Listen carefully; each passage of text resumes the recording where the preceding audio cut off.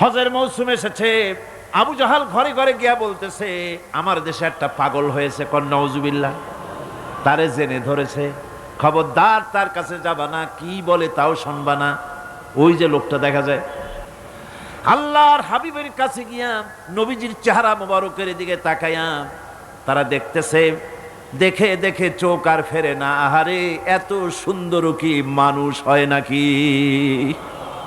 এ কেমনে পাগল হবে? এত সুন্দর মানুষ, এত বিন্যস্ত মানুষ, পাগল হবে না নিশ্চয়ই। কান দিয়ে আঙ্গুল সরাইস, কেউ বা তুলা বার করেছে, অমনি নবীজির তেলাওয়াত করা কোরআনে কারীম তাদের কানের ভিতর থেকে ঢুকে কলিজা স্পর্শ করলো। নিজেদের অজান্তে চোখ দিয়া পানি পড়া শুরু হয়ে গেল। বিদেশ থেকে আগত লোকগুলি চোখ থেকে পানি পড়তেছে আর মুখ থেকে বেরিয়ে গেল আশহাদু আল্লা ইলাহা ইল্লাল্লাহু ওয়াহদাহু লা শারীকা লাহু ওয়া আশহাদু আন্না মুহাম্মাদান আবদুহু ওয়া রাসূলুহু।